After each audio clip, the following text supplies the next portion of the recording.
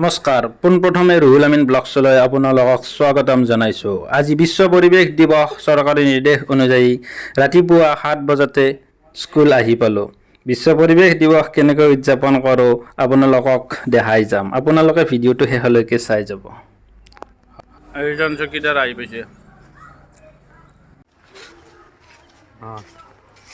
চিকনিবাৰী মধ্য ইংৰাজী বিদ্যালয়ৰ ছাত্ৰসকলে এনেকৈ পৰিৱেশ দিৱস উদযাপন কৰাৰ কাৰণে আমাৰ সৰু সুৰা গাৰ্ডেন এখন চাফ কৰি আছে। ফুলৰ পুলি নতুনকৈ লগোৱা হ'ল। এইবিলাক আমি শনিবাৰেই লগাই দিছিলোঁ। ধুনীয়াকৈ জি উঠিছে এইকেইটা আগৰ।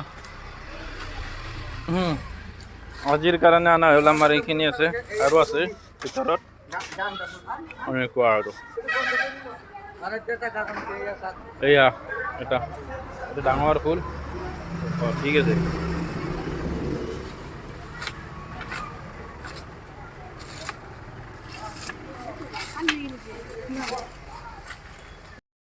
এয়া মই নিজ হাতে এজোপা জবা ফুল ৰুলোঁ।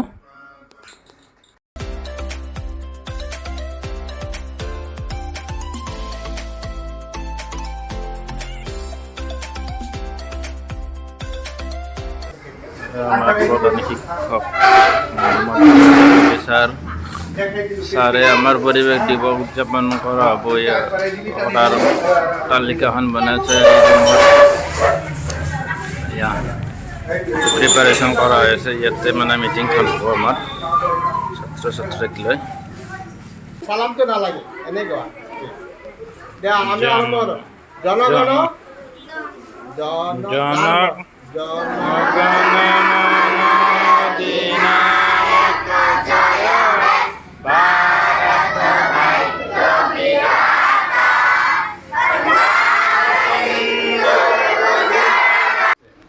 কেৱলমাত্ৰ আমি ইয়াৰ ওপৰত আমল কৰিব লাগিব না।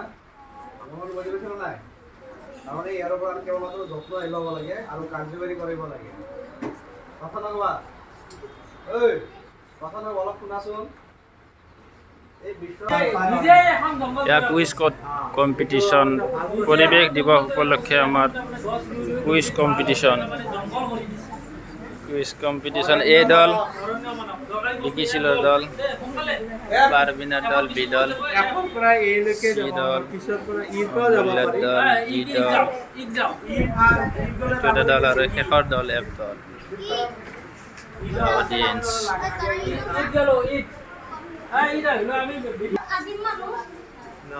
অৰণ্য মানৱ বি পাৰবিনাৰ দল পাঁচ এ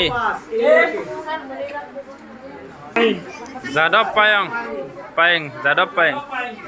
এইটো টিভিত দেখাই থাকে, পেপাৰত ওলাই থাকে। দৰকাৰী এখেতৰ নামটো জানাটো বহুত প্ৰয়োজন।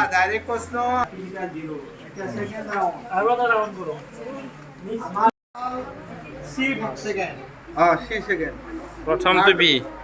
গতিকে আমি এই দুটা দলকে আমি প্ৰায় 20-25 বি দল 25 বি দল সৰ্বোচ্চ নম্বৰ 25 পায় আমাৰ পৰা পালি দি এতিয়া চি দল সেকেন্ড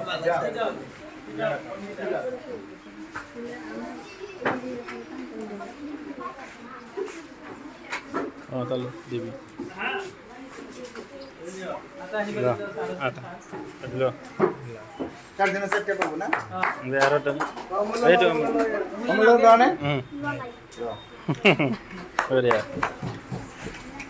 এইখিনিতে আমাৰ কাৰ্যসূচী সমাপ্ত হ'ল।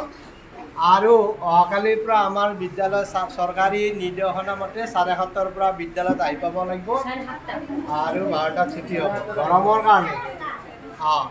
এনেদৰে আজি আমি পৰিৱেশ দিৱস উদযাপন কৰিলোঁ। যদি ভিডিঅ'টো চাই ভাল পাইছে লাইক কমেণ্ট শ্বেয়াৰ আৰু লগতে চেনেলটো ছাবস্ক্ৰাইব কৰি কাষত থকা বেল আইকনটো বজাই দিব।